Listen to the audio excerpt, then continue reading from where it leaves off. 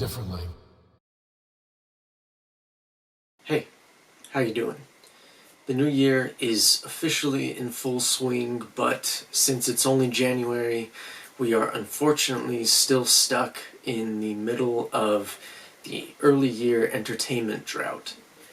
But since I need to fill my January quota, now seems like as good of a time as any to share my top 10 favorite movies of 2021.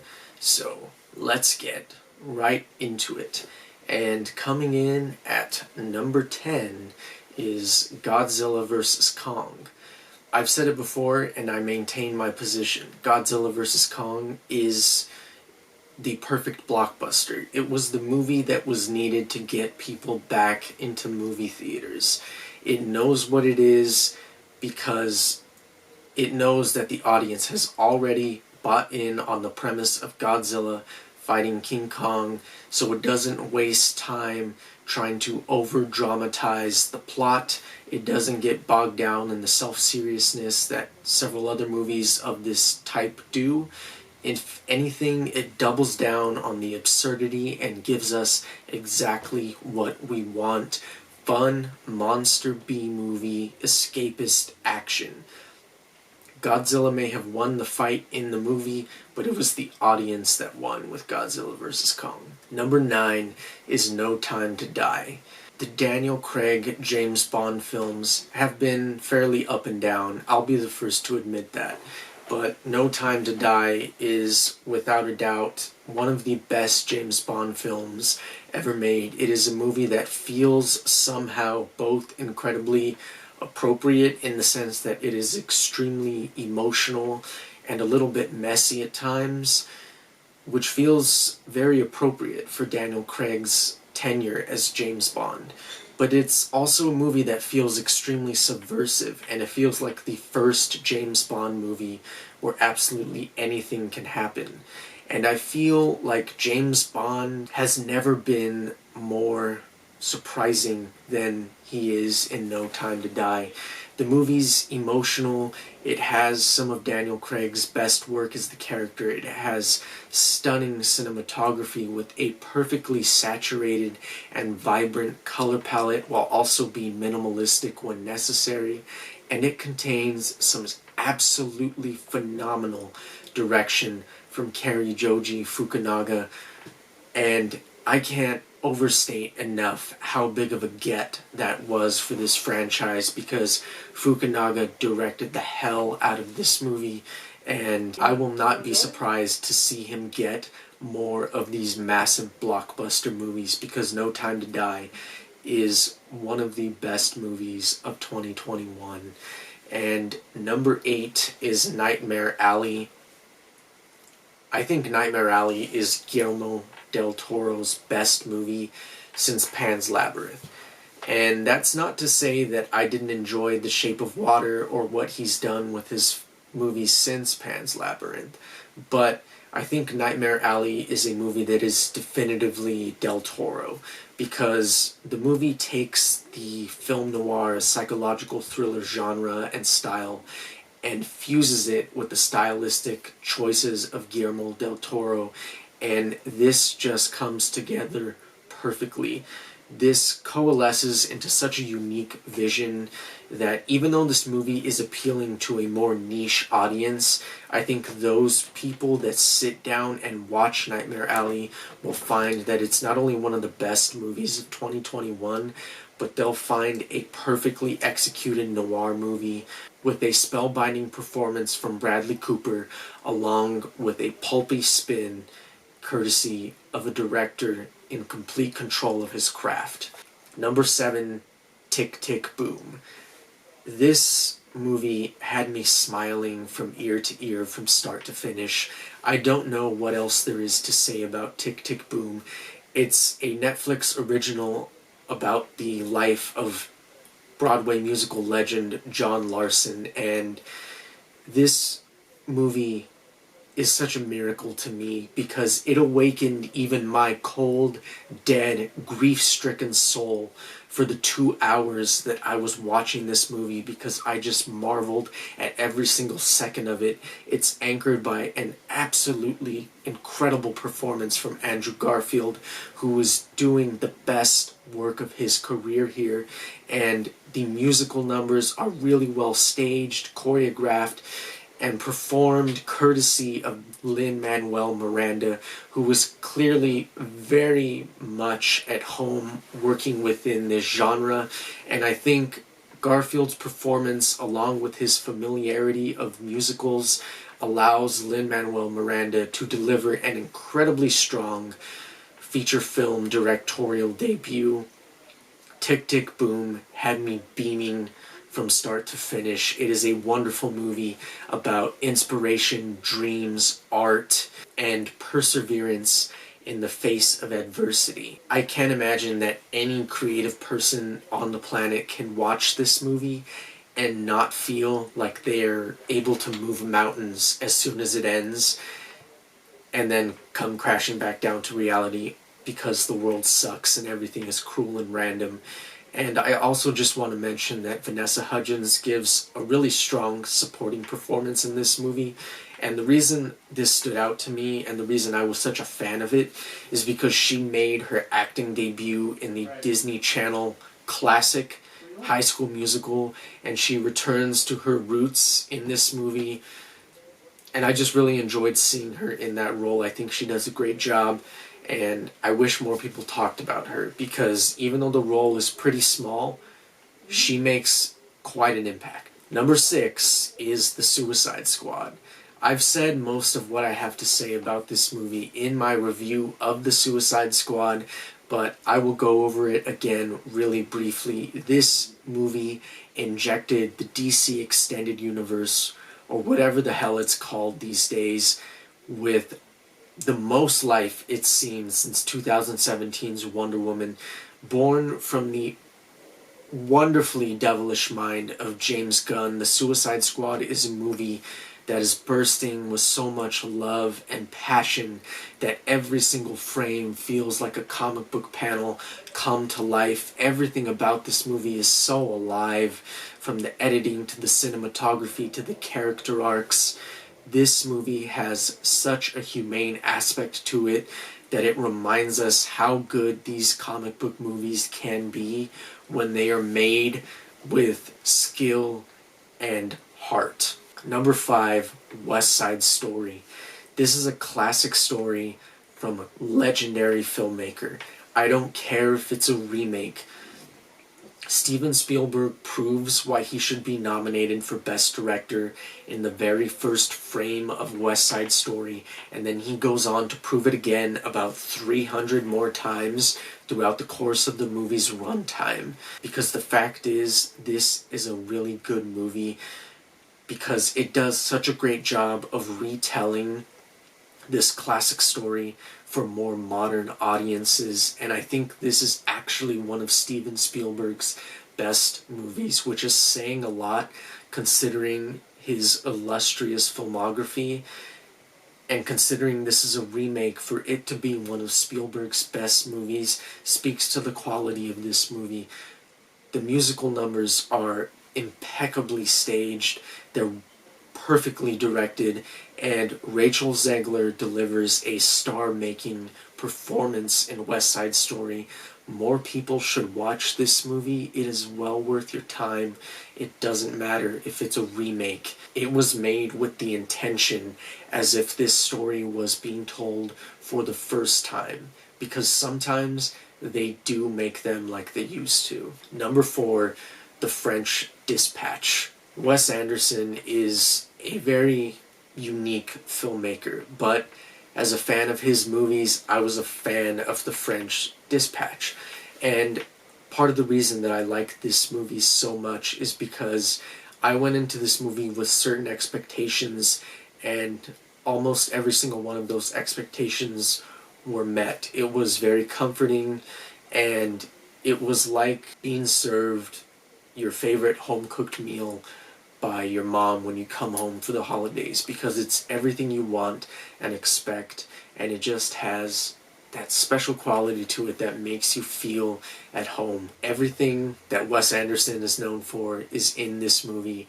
The meticulous dollhouse aesthetic, the distinct narrative structure, and really eccentric characters, because this movie was everything that I expected and then some, and because I found the subject matter of the movie interesting. The French Dispatch is one of my favorite movies of 2021. Number 3, The Green Knight.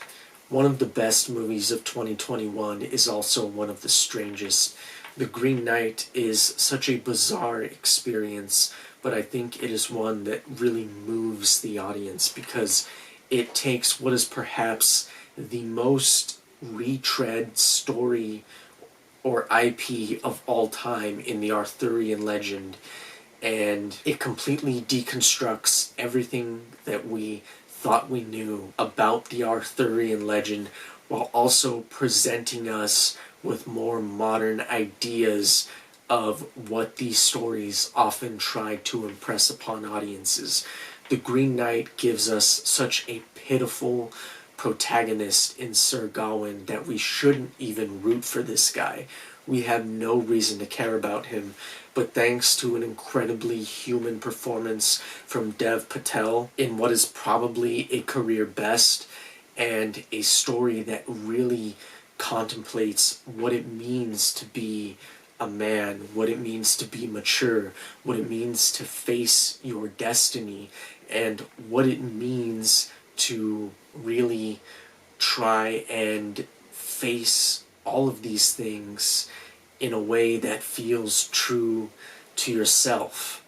The Green Knight is a movie that will leave you thinking long after it ends, because there is so much to chew on. It is everything that audiences expect from an A24 film. David Lowery is one of the most underrated yet extremely talented directors working today, and he delivers once again with The Green Knight, and I cannot state enough how much I like this movie. It's so bizarre that it rewards repeat viewings. Number 2, Dune. Yes, Dune is only number 2 on the list. I am sorry to all the Dune fans. But the fact is, Dune still remains a shining example of blockbuster filmmaking, because it is a movie that is made with the scale of a massive superhero blockbuster, but it is treated with the respect of an Oscar-winning drama, and this balance perfectly coalesces into one of the most breathtaking and technical marvels that I've seen in several years. Denis Villeneuve is a technical master. We know that. And he once again shows us why with Dune. Denis Villeneuve brings this world to life in such a tangible and palpable way that Arrakis feels like a real place. It's so hard not to find yourself completely immersed in this movie, because everything about it, from the costume design, the production design, the cinematography, the sound design, everything about this movie is designed for complete immersion. The total cinematic experience is on full display with Dune, and when you compare Dune to something like Spider-Man No Way Home, you cannot tell me that these two things are the same. Dune is a movie that is clearly trying to be something, and Spider-Man No Way Home is unfortunately the kind of blockbuster that we see far too often. Not only is Dune a absolute masterclass of technical filmmaking, but it boasts genuinely riveting performances from Rebecca Ferguson, who is almost the co-lead in this movie, which was a really smart decision because she is magnetic in Dune, and Timothée Chalamet finally making an interesting acting choice, bringing the character of Paul Atreides to life. And finally, number 1 is Licorice Pizza. I didn't know what I was getting myself into when I watched Licorice Pizza. I just know that I fell in love with it. I was swept up in the magic of this movie, and after watching this and Once Upon a Time in Hollywood, I want every single A-list director to make a hangout movie about the time and place where they grew up in, because this movie is wonderful. You will never see a Paul Thomas Anderson film operating at such a comfortable pace, but I don't think that matters because this movie has so much charm. Everything from the magic hour walk and talks to the sense of possibility that permeates throughout this movie. It just has this sense of adventure that I haven't felt in a very long time. It feels like a new experience awaits you at the turn of every corner, and I think this is really helped by two fresh-faced leads in Alana Haim and Cooper Hoffman, who is the son of Philip Seymour Hoffman, and this movie just feels so dreamy and magical that it presents us with a version of the San Fernando Valley that feels like it couldn't have possibly existed because it seems like such a wonderful and idealistic place. It's certainly not the San Fernando Valley that I've been to, but the fact is you will not find a movie with this much heart in PTA's filmography. And you have other performances from Bradley Cooper and Sean Penn on the periphery who were just acting the most they can possibly act and bringing this movie to life in a way that feels so magical. It feels whimsical. It feels fantastic.